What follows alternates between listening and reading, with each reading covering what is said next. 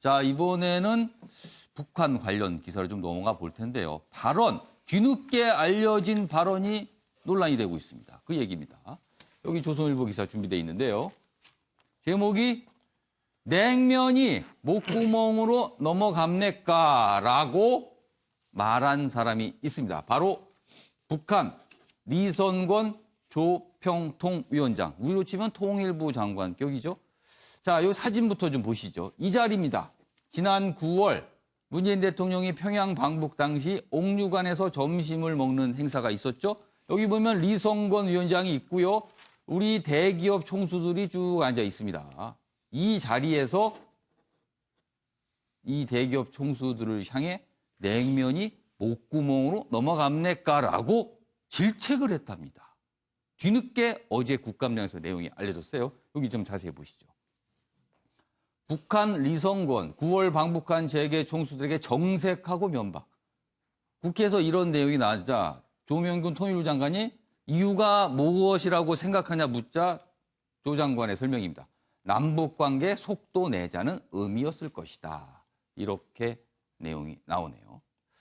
어제 이 발언, 이 내용이 알려진 상황, 국감 상황입니다. 저희가 영상으로 준비했습니다. 보시죠. 정색을 하고 말이죠. 아니 지금 냉면이 목구멍으로 넘어갑니까? 이렇게 얘기를 했어요. 하면서 어이가 없어서 아무 말도 안 하고 그냥 있었다는 거예요. 그러니까 전체적으로 북측 입장에서는 남북관계가 더 속도를 냈으면 하는 그런 측면이 있고. 뭐를 해요?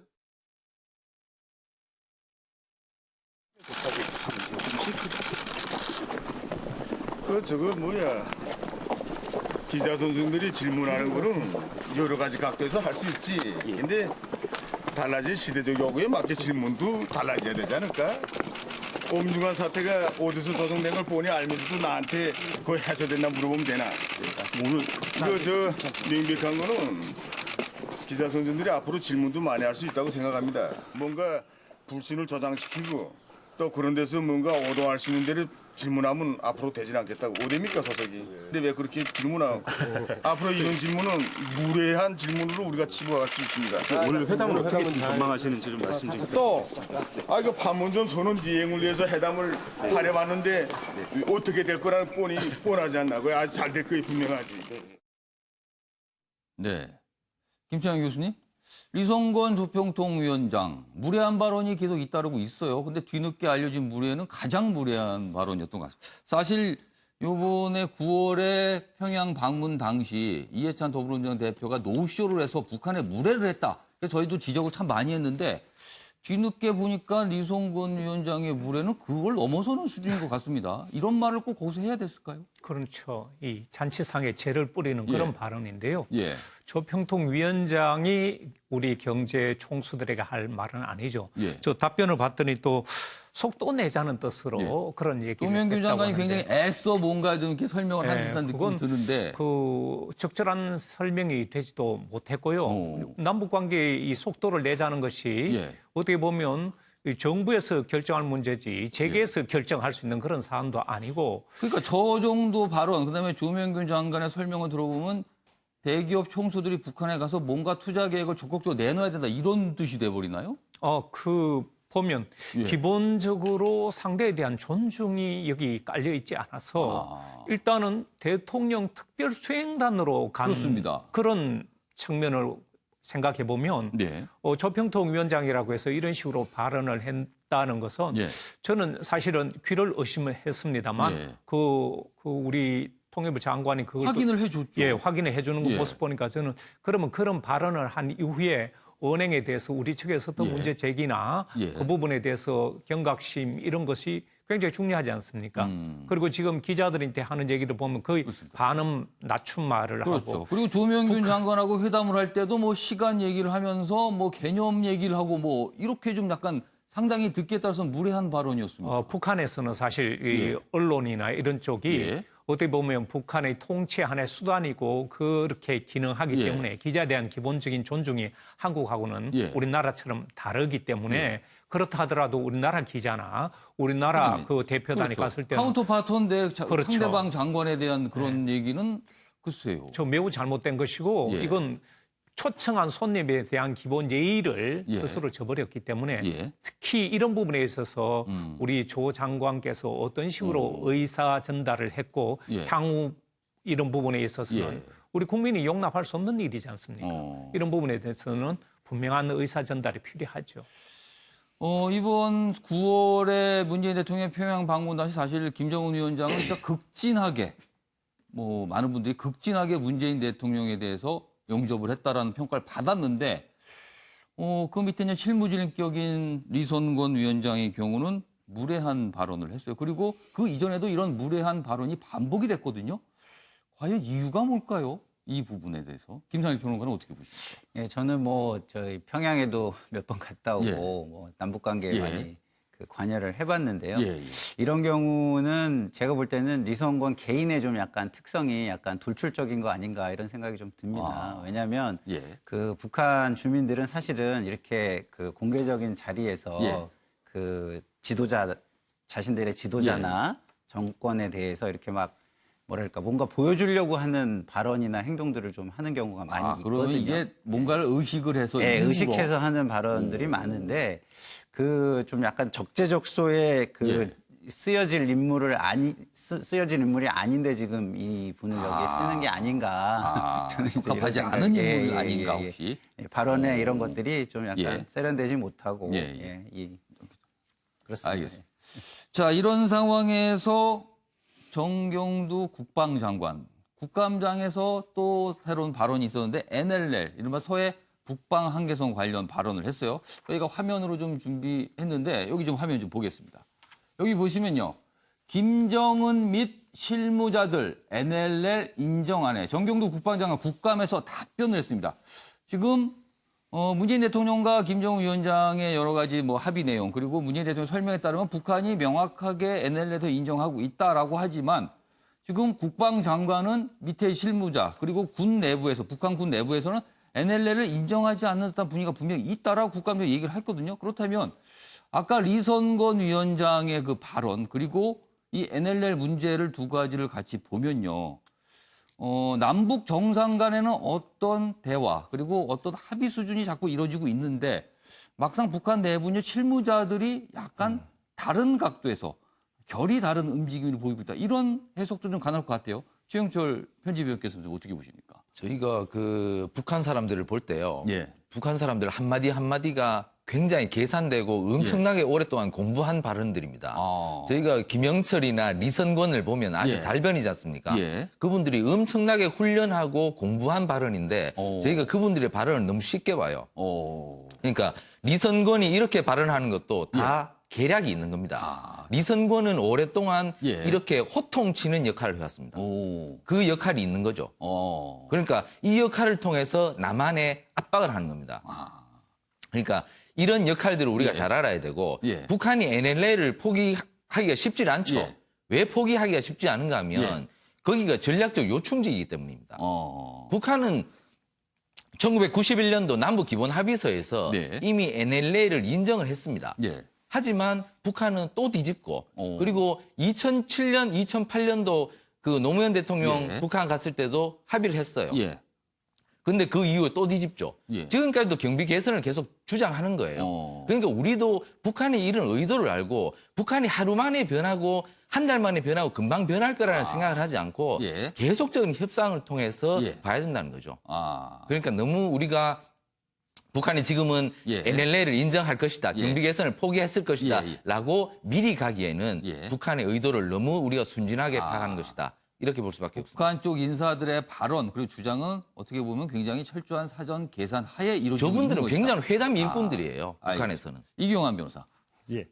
저도 정말 그 이승권 위원장의 예. 발언이 예. 일회성이거나 어. 개인의 특성만이 발현된 것이면 좋겠습니다. 예. 저는 정말 그렇지 않을까 봐 걱정인데요. 예. 그렇지 않은 이유는 혹시나 정부가 제대로 된 대응을 하는지 할 말은 하는지 그래서 혹시 이런 말 해도 괜찮다는 그런 과도한 무례함을 주는 것은 아닌지 예. 그런 게 걱정입니다. 아. 실제로 오히려 외교상에서 그 정도 자리가 되면 본인이 조심스럽게 얘기해야 될 자리에도 불구하고 예. 오히려 그렇게 하지 않다는 것은 예. 오히려 그 협상의 대상자들이, 즉 정부 관리들이 예. 제대로 된 어떤 저자세만 보이면서 제대로 된 이야기를 안 할 때 앞으로 그런 이야기들이 계속 나올 수가 있게 되는 것이죠. 예. 이번에 보면 그 조명군 장관이 앞으로는 잘 대응하겠다고 했는데 예. 과연 저는 앞으로 잘 대응을 해서 그대로 이 발언이 다시는 안 나올지 예. 정말 걱정이 됩니다. 예, 알겠습니다. 아무튼 이 북한, 우리가 지금 끊임없이 이제 대화를 추진하고 있지만 이렇게 불쑥불쑥 이런 문제가 나올 때마다 조금 더 고민스럽게 다가오게 됩니다. 자, 이번에는 정치권 인물이라고 할까요? 아니면 북한 관련 인물이라고 할까요? 내용 준비되어 있습니다. 일단 보겠습니다. 여기 보시죠. 여기 일단 사진부터 좀 보겠습니다. 여기 보시면요. 이쪽에 계신 인물이 스티븐 비건, 미국 국무부 대북정책 특별 대표입니다. 방한을 했죠?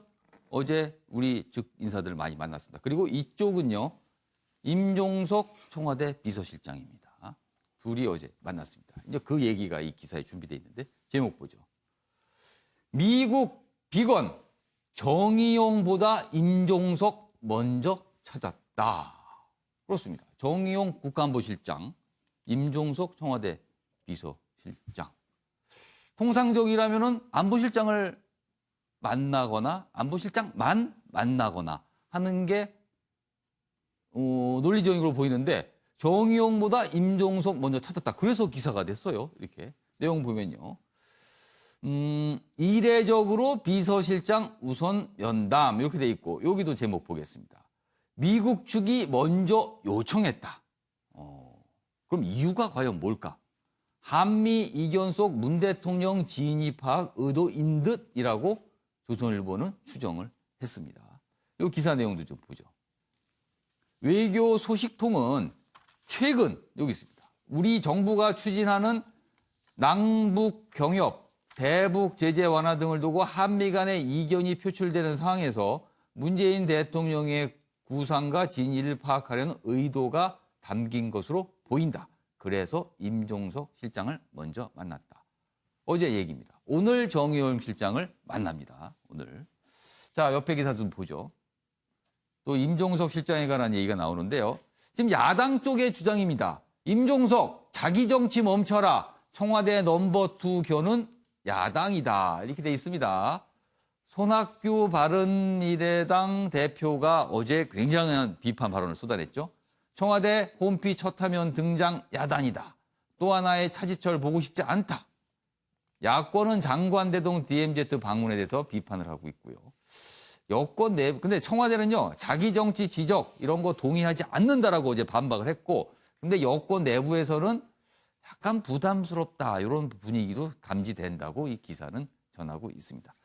자, 그럼 이 기사와 관련해 박진아 아나운서가 전한 자세한 이야기 듣고 이어가도록 하겠습니다. 바른미래당 손학규 대표가 임종석 대통령 비서실장을 향해 자기 정치를 하려거든 비서실장 자리에서 내려오라고 비판해 해당 발언에 이목이 쏠리고 있습니다. 지난 26일 청와대는 비무장지대를 찾은 임 실장의 모습과 내레이션을 담은 영상을 공개했는데요. 이 영상이 청와대 홈페이지 첫머리에 올라간 것에 대해 손 대표가 지적을 했습니다. 손 대표는 어제 국회에서 열린 최고위원회의에서 비서실장이 왜 대통령까지 제치고 청와대 홈페이지에 나서서 야단인가 이렇게 말했는데요. 어제 손 대표의 발언 함께 보고 오시죠. 왜 이러십니까? 비서실장이 왜 국정원장, 국방부 장관, 통일부 장관을 부하 다루듯 대동하고 전망을 시찰하며 비서실장이 왜 대통령까지 제치고 청와대 홈페이지 첫 화면에 나서서 야단입니까? 임종석 비서실장, 자기 정치하려거든 비서실장 자리에서 내려오십시오. 국민들은 또 하나의 차지철이나 또 다른 최순실을 보고 싶어하지 않습니다. 이 같은 비판에 청와대는 동의할 수 없다는 입장을 밝혔는데요. 청와대 김의겸 대변인은 정례 브리핑에서 임 실장은 남북 공동선언 이행추진위원회 위원장으로서 상황 점검을 하러 간 거다 이렇게 설명했습니다. 또 임 실장이 영상 내레이션을 한 것에 대해서도 답했는데요. 국민소통수석실에서 도움을 요청한 거다 이렇게 말했습니다. 임 실장의 행보는 연일 정치권의 입길에 오르내리고 있는데요. 지난 회의에서도 임 실장의 행보가 언급됐습니다. 손 대표는 임 실장이 국가정보원장과 통일부 장관, 국방부 장관을 대동해서 비무장지대를 방문한 것에 대해 대통령 해외 순방 중에 비서실장이 자기 정치를 하고 있다, 이렇게 비판했는데요. 이 같은 손 대표의 발언은 정치적 성향이 녹아있다는 평가와 함께 지난달 임 실장이 야당 대표들을 꽃탈배라 지칭하며 폄하했다고 보고 이에 대한 불만이 남아있는 거라는 평가도 제기됩니다. 지금까지 박진아의 이슈톡이었습니다. 네, 지금 뭐 논란이 되고 있는 그 DMZ 방문 관련 내용이 있는데요. 뭐 중요한 내용은 아니지만 저희가 그냥 눈길을 잡아서 소개해드리겠습니다. 그 DMZ 방문 당시에 임종석 실장이 선글라스를 썼어요. 그래서 그 선글라스 모양을 쓴 걸 보고 뭐 야당 일각에서는 뭐 과거의 차지철이 떠오른다 이런 비판 나오는데 그 선글라스에 관한 내용이군요. 공군 PX에서 파는 2만 원대 선글라스. 뭐 고가가 아니다. 아마 그게 방점이겠죠. 아무튼 그 현장에 가서 준비한 선글라스다. 뭐 이런 내용입니다. 뭐 부수적인 기사고요. 일단 김상일 시사평론가께 좀 질문을 먼저 드릴게요. 네. 비건 특별대표가 국가안보실장, 정의용 안보실장보다 오늘 만납니다. 보다 임종석 비서실장을 먼저 만났다. 굉장히 의미심장해요. 그만큼 북한 문제만큼은 임종석 실장이 주도권을 갖고 끌고 가고 있다. 미국이 인정을 한 건가요? 어떻게 보십니까? 예, 뭐 미국에서 그 외교에서는 그 실제로 이것을 주도하는 사람의 의중이 무엇이냐를 파악하는 게 굉장히 중요하겠죠. 뭐 처음은 대통령이고 그리고 대통령에게 영향을 주는 사람 그 의중을 파악하는 것인데 이걸 좀 약간 공개적으로 이런 식으로 파악하는 행동을 했다는 거는 어떤 이런 문제에 대해서 비서실장을 만나러 청와대를 가는 경우는 굉장히 제가 이례적입니다. 처음이 아닌가 싶기도 합니다. 미국도 뭐 대통령 주변 사람들의 의중을 우리가 파악하려고 굉장히 노력을 하죠. 그렇지만 그 공개적인 그 어떤 만남을 먼저 이렇게 갖거나 이러는 경우는 별로 없습니다. 근데 이것이 뭐 제가 볼 때는 우리 쪽에서 좀 약간 조절을 했으면 좋지 않았을까 이런 생각도 들어요. 아무리 요청을 했다 하더라도. 비건 대표의 청와대 방문을 놓고 여러 가지 기자들이 약간 혼선이 있었습니다. 과연 누구를 만나냐 해서 혹시라도 문재인 대통령을 만나는 거 아니냐는데 그건 아니었어요. 그거 알고 보니까 비서실장을 만나러 갔습니다. 그러니까 이제 뭐 정의용 실장이야 자주 이야기를 하고 강경화 장관도 자주 이야기를 하고 자주 이야기하는 사람들은 좀 약간 덜 궁금하겠죠. 그렇지만 그럼에도 불구하고 국가 대 국가의 어떤 이런 것들은 좀 약간 격식이나 이런 것들을 먼저 생각해서 하는 것이 오해도 없앨 수 있고 그 스무스하게 그러니까 그 부드럽게 갈 수 있는 하나의 방법인데 좀 아쉬운 부분이 저희 청와대에서도 있었던 것 같습니다. 공교롭게 이런 상황에서 어제 야당에서 임종석 실장에 대해서 강한 비판을 내놨습니다. 자기 정치하는 거 아니냐. 그날 또 하필이면 비건 대표가 임종석 실장을 또 만났어요. 그래서 이 두 가지가 지금 겹치고 있습니다. 어떻게 보세요, 김창희 교수님께서는? 그렇죠. 언론에서는 아무래도 이례적이거나 예상외의 일이 벌어지면 주목을 하게 돼 있고 더군다나 비서실장을 먼저 찾아가서 만난다는 것은 그야말로 이례적이라고 볼 수 있는데 여기에는 좀 전에 얘기가 나왔습니다만 대통령의 복심으로 불리는 비서실장이 과거에 그림자 역할을 하던 그런 비서실장과는 다르게 중동 특사라든가 또 이렇게 남북경협위원장이라든가 이런 중책을 굉장히 실질적인 일을 하고 그렇죠. 있어요. 그래서 비서실장을 만나보는 것이 그 대통령의 의중을 파악하는 지름길이라고 판단했기 때문에 이런 뭐랄까요 조치를 먼저 취한 것 같고 저는 이 손학규 대표가 임종석 자기 정치 멈춰라 이런 얘기를 했는 것도 저는 충분히 야권에서는 그렇게 볼 가능성이 높고 또 제2인자가 이런 식으로 앞장서는 듯한 모습은 과거의 대통령 비서실장의 모습과는 다르기 때문에 그렇습니다. 이 자칫 오해의 소지가 크고 어떻게 보면 지금 이런 언론에서 주요 인물로 또 주요 뉴스로 다뤄지는 것 자체가 비서실장은 자기 홍보가 상당히 되는 것이죠. 그런 부분이 있기 때문에 이건 본인이 의도했던 의도하지 않았던 실장이 대통령 비서실장이 너무 앞장서서 그리고 여론의 중심에 선다는 것은 위험을 수반하기 때문에 손학규 대표가 그런 지적을 했다고 생각하기 때문에 이런 부분에 있어서는 조금 더 신중한 처신이 필요하지 않은가 생각합니다. 최영철 의원님. 임종석 실장의 모습은 통상 실장의 모습은 분명히 넘어섭니다. 그렇다면 과연 저것을 자기 정치로 볼 것인가? 청와대는 부인했습니다. 저건 남북 공동선언 추진 위원장 자격으로 한 거지 비서실장 자격이 아니다라고 청와대는 했습니다만 야 정치권에서는 자기 정치로 보는 시각이 분명히 존재하고요. 그렇다면 향후에 임 실장의 정치적인 행보는 어떻게 흘러갈까? 이 얘기까지 같이 좀 해주시죠. 네, 문 대통령이 그 다른 전임 대통령들과 달리 본관에서 나오셔서 비서동으로 들어가셨죠. 여민관으로 들어가셨는데 여민관 대통령 집무실 바로 밑이 임종석 실장 방입니다. 임종석 실장은 대통령하고 물론 인터폰도 하시겠지만 바로 뛰어 올라갈 수 있는 바로 아래층이니까 그렇습니다. 그런 위치입니다. 그렇기 때문에 아주 그 밀접한 관계겠죠. 물론 비서실장이 원래 대통령과 밀접한 관계일 수밖에 없는데 그렇죠. 원래 밀접한 인물이죠. 비서실장 그렇죠. 자리라는 게. 그리고 또 대통령께서 남북 관계에 대해서 굉장히 그 열심으로 일을 하시기 때문에 임종석 비서실장도 그 분야에 대해서 어느 정도의 자타가 생각하는 전문가고 그런 면에서 좀 통하는 부분도 있고요.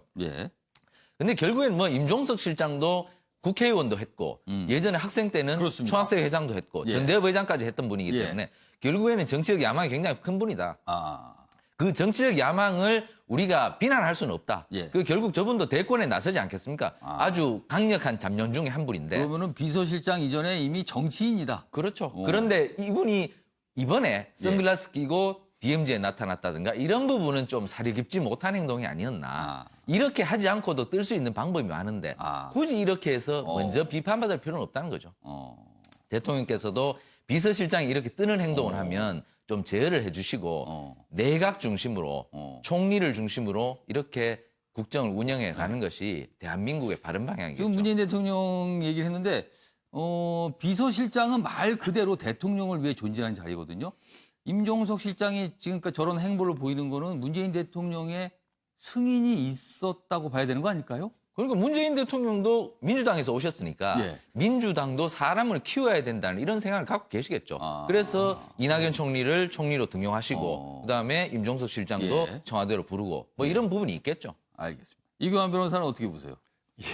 뭐 왜 자기 정치라고 얘기를 하느냐? 저는 뭐 어쨌든 남북 공동선언 이행추진위원회 위원장이기 때문에 갈 수는 있다고 봅니다. 그런데 가는데 왜 저런 식으로 꼭 뭐 이낙연 총리 표현에 의하면 뺀질됐다고 이야기를 하는 건데요. 그것도 뭐 언론에 보도가 나와서 확인은 정확히 안 되지만 하여튼 보도가 그런 말이 좀 나오고 있습니다. 지금. 안전기획부장, 요즘 국가정보원장 뭐 이런 사람 분들하고 그리고 국방부 장관, 장차관 이런 사람을 대동을 하면서 본인은 선글라스를 끼고 이런 형식 자체가 오히려 자기 정치를 보인다. 형식 자체가 중요한 거죠. 그리고 만약에 핑계를 남북 공동선언 이행추진위원회 위원장으로 자격을 갖나 그러면 사실은 오해를 받을 수 있기 때문에 본인이 위원장 자체를 거부할 수도 있습니다. 그런데 굳이 비서실장의 지위에 있으면서 실무적으로 챙길 수가 있거든요. 굳이 위원장을 맡아서 그런 자리를 맡은 다음에 가게 된다. 이런 것들이 일련의 과정들이 그런 오해를 불러일으키기 때문에 오히려 비서실장으로서는 비서실장은 아까 그림자 얘기를 했었는데 실제 그 법제를 본다 하더라도 대통령을 보좌하기 위해서 전체 비서실을 통할하는 지위이지 스스로 이름을 드러낸 지위가 아니에요. 그렇다고 본다면 이름을 드러내지 않기 위해서라도 스스로 자제를 해야 되는데 그러한 회피하는 모습을 보이지 않았다. 그런 차원에서 보면 정치권에서 충분히 자기 정치를 하고 있다. 이렇게 볼 수가 없는 거죠. 알겠습니다. 김선일 평론가 보시기에는 자기 정치입니까? 아니면 위원장으로서 좀 할 수 있는 수준입니까? 어떻게 보세요? 김선일 평론가. 일단 뭐 할 수 있는 일을 열심히 하시려고 한 거는 같습니다. 그런데 이제 뭐 지금 앞에 두 분이 말씀해 주신 것처럼 좀 더 본인이 생각을 더 했으면 좋았을 부분들은 존재하죠. 존재하지만 이렇게 열심히 하려는 사람한테 뭐 이렇게 해라 이런 건 좀 너무 하지 않냐라고 조언해 주는 것과 이 사람이 저쪽에 대선 후보가 될지도 모르는 사람이니까 공격해야 되겠다라고 일방적인 공격을 하는 거는 좀 더 다르게 보일 수 있다고 저는 생각을 합니다. 그런 측면에서는 좀 야당이 좀 약간 대범해질 필요가 있다. 안 그러면 국민들이 좀 자신감이 너무 없어서 너무 이렇게 물어 뜯으려고 하는구나라는 모습으로 볼 수 있기 때문에 좀 야당도 뭐 좀 이렇게 뭐 사려 깊지 못한 건 있지만 좀 조언하듯이 이렇게 좀 해보면 어떠냐 이렇게 하면 좀 좋지 않을까 이런 생각이 듭니다. 아무튼 임종석 실장 지금 언론에 많이 노출이 되고 있습니다. 뭐 정치적으로는 큰 손해는 아닐 듯한 느낌이 좀 들기도 하네요. 이렇게 많이 보여지고 있으니까. 알겠습니다.